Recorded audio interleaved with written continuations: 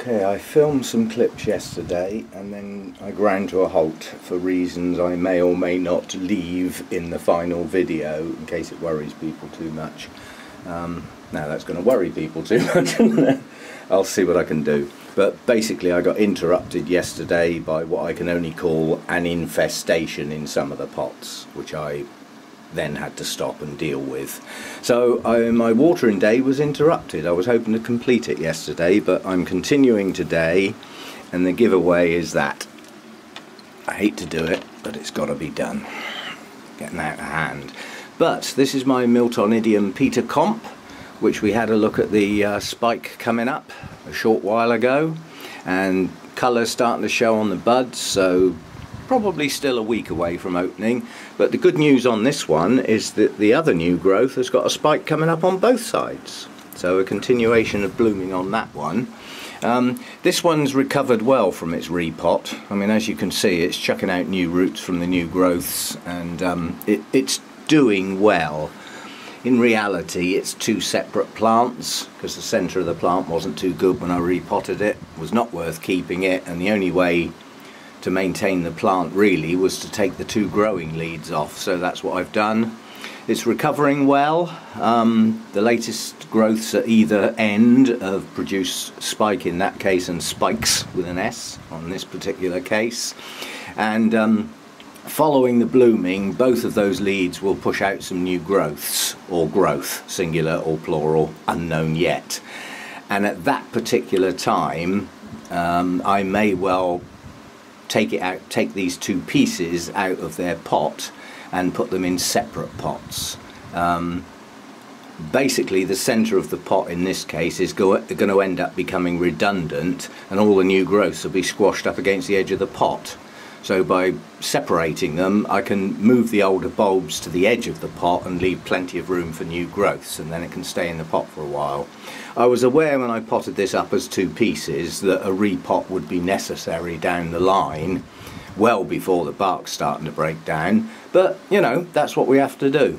And at the end of the day, if all of these new roots have attached to some of the Orchiata bark, it doesn't have to all be removed because it's quite new. I mean, it's supposed to have a 3 to 4 year lifespan.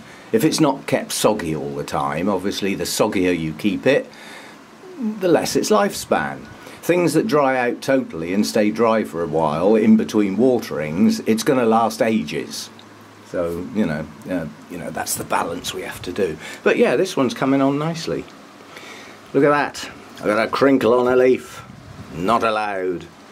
And another one on that leaf. But that was probably due to the fact that the new growth was pushing on at such a rate, it hadn't produced enough roots to support it at that time.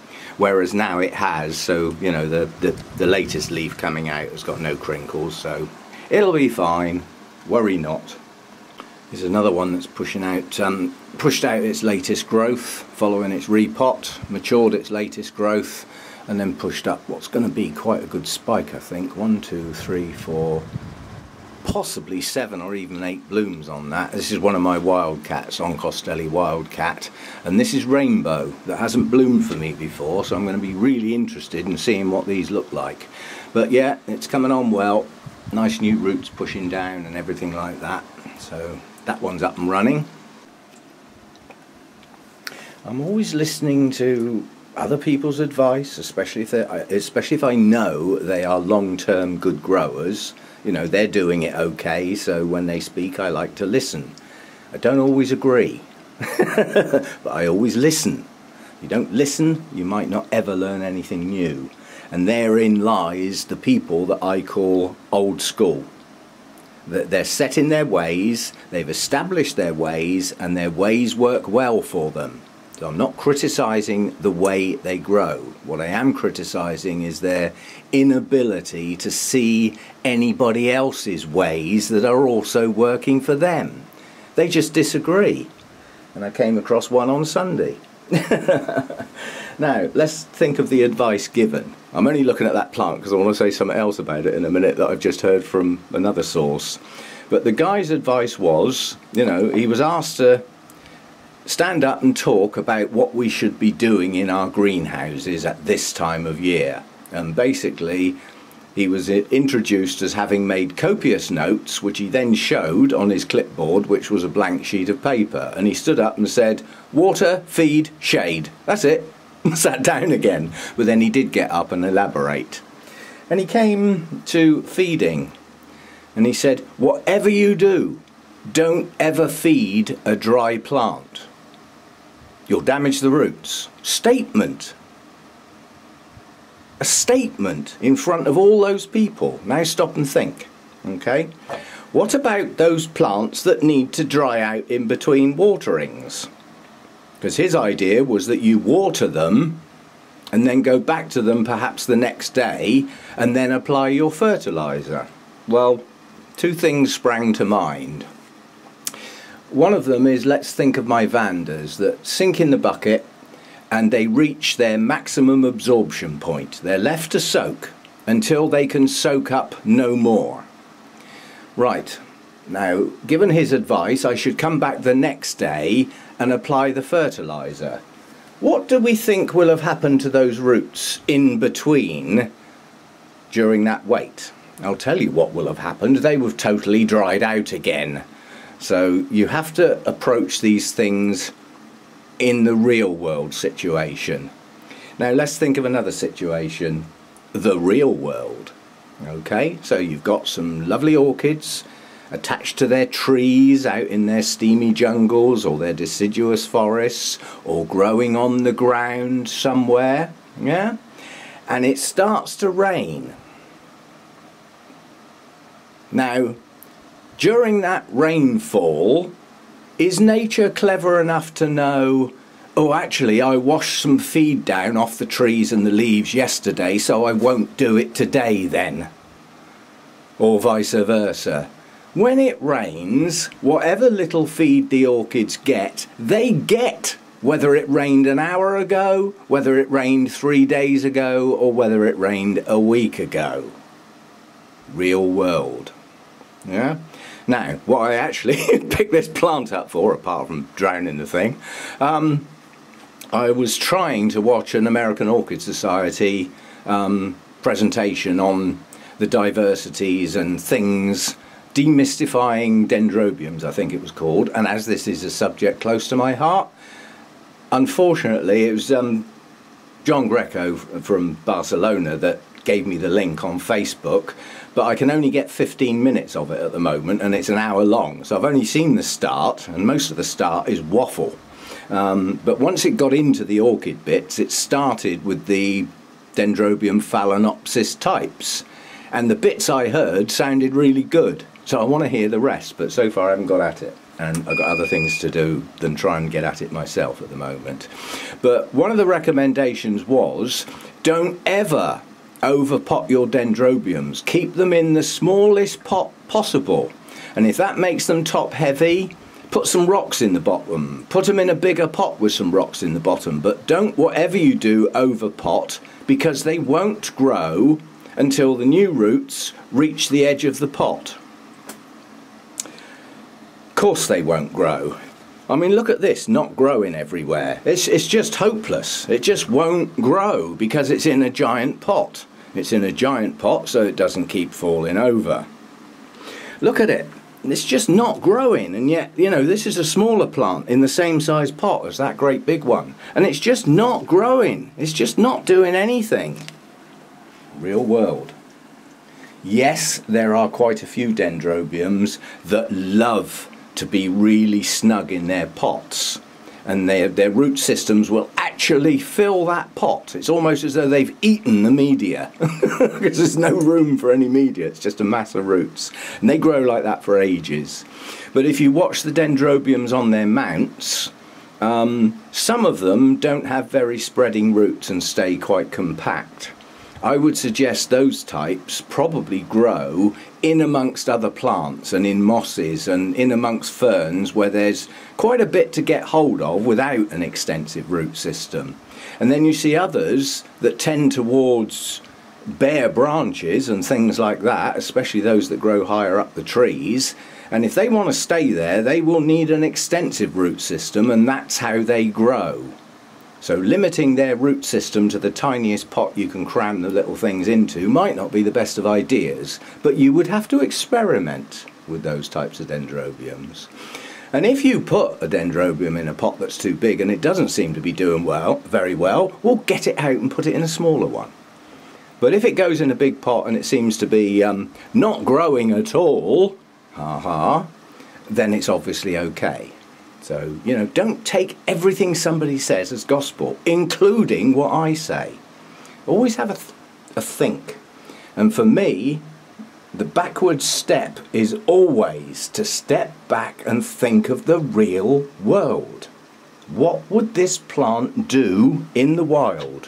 Where does it grow? What sort of rains would it get? What sort of nutrients would it get? What sort of light levels would it get? Get out into the real world and away from the realm of old books and old school. Because although that may have worked once, it isn't the only way. And as the years progress, more and more people grow orchids, more and more people try different ways of growing orchids. And who knows, they may come up with a better way than the old school way. Well, don't shut that information out. Always be open to listening. And if somebody says something that they think is brilliant, and you've already tried that and it didn't work for you, there are many ways to grow orchids, first statement, but the second statement will probably be that the environments were totally different. And I always keep saying, what works for one person may not work for another. You've got to try and find what works in your environment, and then get your plants to do the best they can for you. And that might not be as good as another bloke down the road, but it's the best you can do. And that's all we can hope for. But don't take every word as gospel just because it comes from a so-called expert. That may be old school knowledge, and there may be better knowledge around nowadays. Certainly when you delve into the realms of chemicals and treatments for bugs and funguses and rots and things, if you stuck with what the books said, most of the things they recommend don't even exist anymore, are illegal, or have long since been banned and removed from the marketplace. So that's a lot of use, isn't it? You need up-to-date information. Same with media types, all sorts of things. Things change, they move on, they get better, or they should do. So that's where I am with those two thoughts. This is one of those woohoo moments. Basically, this is the Nellie Isla I got. When did I get it? Spring show, February. And this is a new clone. It's Nellie Isla Red Velvet. And as usual with Nellie Islas, it didn't have the best root system, but at least it had some. And it was in bloom at the time. 2 spikes, I believe, from memory. But it was in bloom on this particular bulb with that one as backup. Both leaved bulbs, so good photosynthesis and not a brilliant root system, but between the two, you know, they were supporting the plant. But it then pushed out these 2 new growths, and yeah, they were growing, but they were not growing very fast, and they were showing no signs of new roots. And literally in the last 3 or 4 weeks, I suppose, these 2 new growths have taken off. They're now growing, you know. I can't say I can see them growing each day, but between waterings they're pushing on some good growth now. At some point they will push out new roots. Now I don't know when that's going to be. I don't think it's yet. Well, I don't know though. Yeah, I think there may be some signs. But either way, at some point these 2 growths will push out new roots. And I'm hoping for good things, because for once I've got a pretty healthy Nellie Isla that's going uphill rather than downhill, which is what most of them tend to do. And the reason they tend to go downhill 9 times out of 10 is 2 lots of stress. 1, too much heat. They do not like to get warm. So I've now found a cool place, along with my Odontoglossums and my Miltoniopsis, all of which seem to be doing better as a consequence of being kept cooler, like what they're supposed to be. But it's difficult when you've got a grow room that appears on the surface to only have one environment, but I'm lucky because I spot these little microclimates, and the microclimate isn't so flipping micro, because if the temperature gets too warm in here, the inlet and extractor fans kick on, and the inlet fan forms a rather heavy supply of much cooler air that's moving quickly. So I've now found an environment where this little beastie's happy, so are my Miltoniopsis, and so are my Odontoglossums. And the residue of that cool air drifts round onto my Coelogenes as well. So, you know, it's doing the job. It really is. And if you can't cool your air down, at least keep it moving. You keep your, you know, you see that plant is blowing about in the breeze from that fan. To keep leaves cool, that's the level you should be looking at, if not more. Once leaves start to warm up, they don't do the plant a lot of good, and you try and do what you can to keep them cool. That's another way to keep them cool, a cool mist. The ultrasonic effect on my foggers means that the mist that comes out is pretty cool. I don't know why, it just is. I don't need to know why. It's to do with the ultrasonic process and the way it produces the mist. But the mist that comes out is a lot cooler than the water that goes in, so it works. And that mist cools the air. So both of those things help keep things cooler. Again, that guy, when he did his speech, you know, he said, we're all having real trouble trying to keep the temperatures down at the moment. Well, there are ways. If you have a look at Oliver's greenhouse, he's got what he calls a swamp cooler, and that really is the business if you want to keep your air cool. I'm not quite sure how it works, I just know that they do. They chuck out cool air at a rate of knots, and I believe that's cool humid air as well, even better. Not so good in the winter though.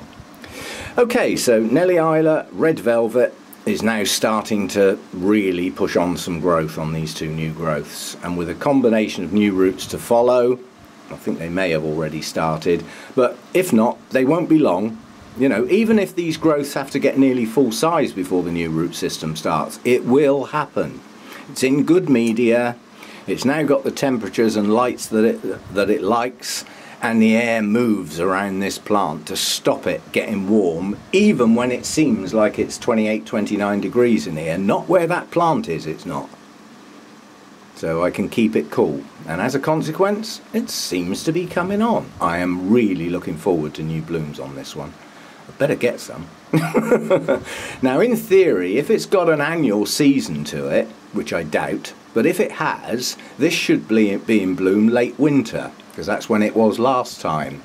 But being of an Oncidium Alliance type, a lot of those haven't got an annual season. They bloom at the time when the pseudobulb reaches blooming size, and on some of them that's before it's mature, sometimes it's as it matures, and sometimes it's quite a while after it matures. But whatever time that plant's got built into it is when it's going to bloom. And if it can produce the appropriate growth in 9 to 10 months, then that's when it'll bloom. So it may not have an annual cycle. But at worst, I would expect some blooms late winter. At best, maybe a bit earlier. We'll see. Another wahoo moment. When this plant produced its new growth, and it pushed on and it sort of started to mature, there was no signs of spikes, so I assumed, because of the disturbance, I mean, I changed the media type quite dramatically. There was an awful lot of moss in the pot when I got this, and it's now in pure bark. That change is a form of setback, but I needed it to adapt to this type of media because I don't want to disturb it again, so it was worth the try. But this is one of my old-fashioned Odontoglossums, even though it says Oncidium on here, and it's Gold Coast crossed with Stonehurst Yellow, and it has wonderful flowers. And guess what? It's going to do it again. We've got a spike coming up in there. So another wahoo moment. See the things that happen when you don't look at your plants for a week. I am so far behind in my watering.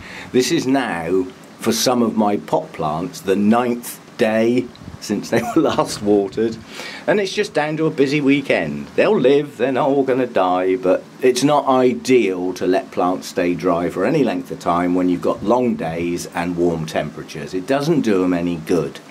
So it always pays to keep up with your watering. And those that shouldn't dry out at all would suffer quite badly. You know, things like Masdevallias, Paphiopedilums, if they stay dry for any length of time, you're damaging your roots. So it's really not a good idea, but that is wonderful news. Yay! There's another one sneaking up when I wasn't looking.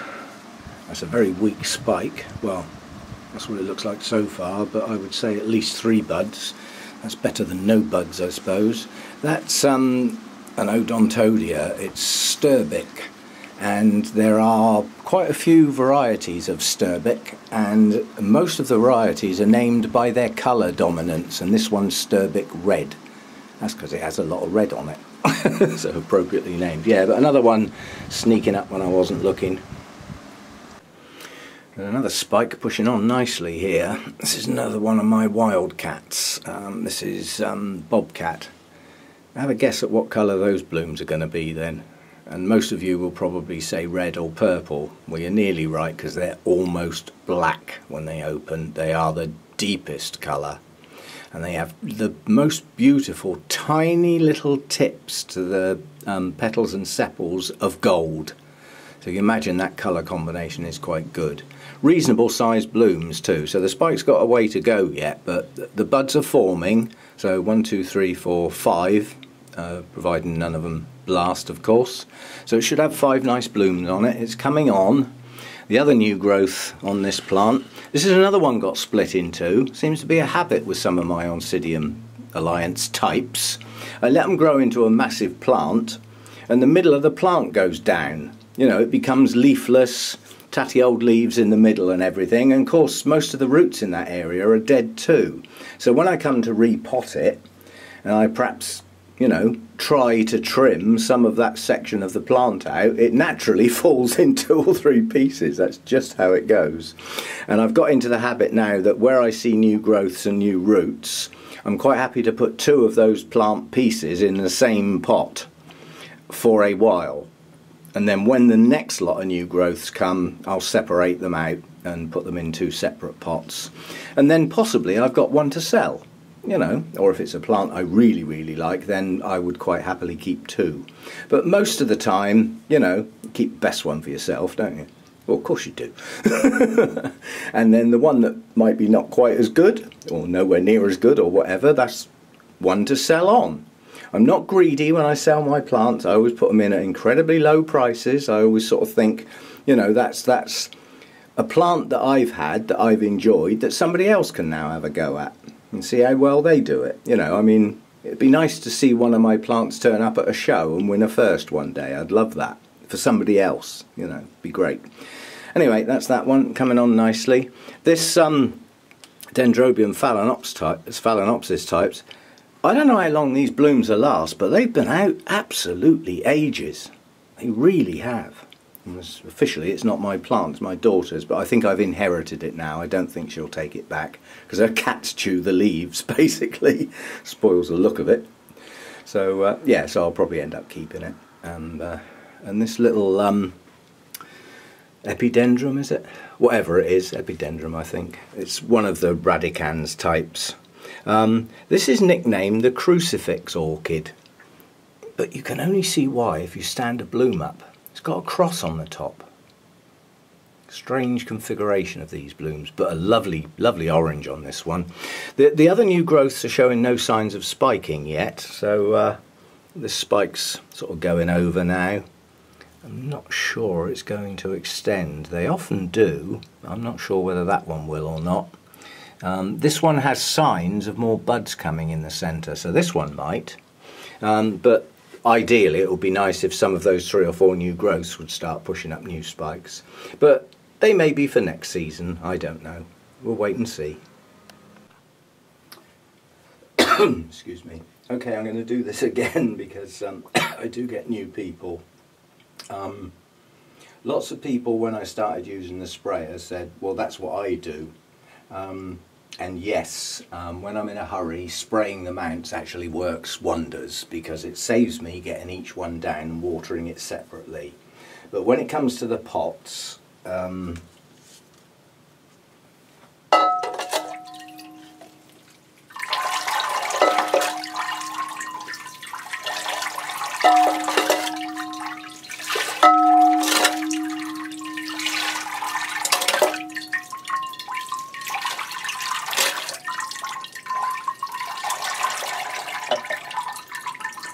I'm not sure a sprayer can compete with that.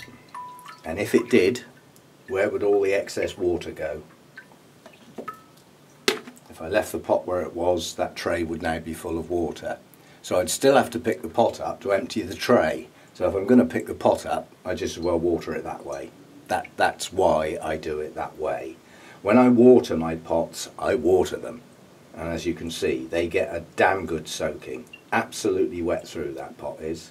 Now I can put it down to one side, and any excess water will drain into the tray before I put it back on its shelf, at which point I can empty the tray out, put it back on its shelf, knowing that the pot is not sitting in water. So that's why I do it that way. It's what I do. You do it your own way, do it your way, whatever. But when I water my pots, as you can see, I like to give them a good soak, then just sit them down somewhere and let them drain. Now let's pick up a mount. Now that one will do, as it's handy. That's got moss on it, and that's dry. That was watered yesterday like this, and it's dry now. If I'd watered it with the sprayer, it wouldn't have been quite as wet as what I'm going to do now. It still would have been wet, and if there was feed in the spray, that would have been fed as well. I'm quite happy with that. But again,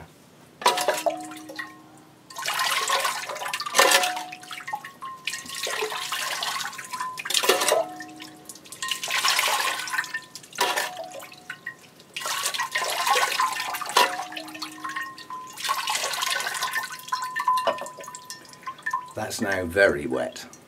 That moss can't take in any more water. It's absolutely soaking, dripping wet. This time of year, I don't care that there's water on the plant. It's going to dry when I switch the fan back on incredibly quickly. And it's the fans that help dry the mounts out as well as the temperature. The air movement helps the evaporation process. So I can get a wet-dry cycle within my 24 hours, which is what I like. That's how I grow my mounts, or most of them. Some get left a day or two in between. There's a big cattleya sat up there, which is out of shot.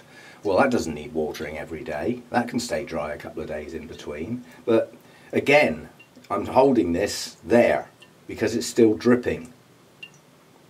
Now, if I use the sprayer, all that excess water and the drips has got to go somewhere, and it's going to run sometimes in places where I don't want it to be, like where there might be some electrical bits. Definite no-no.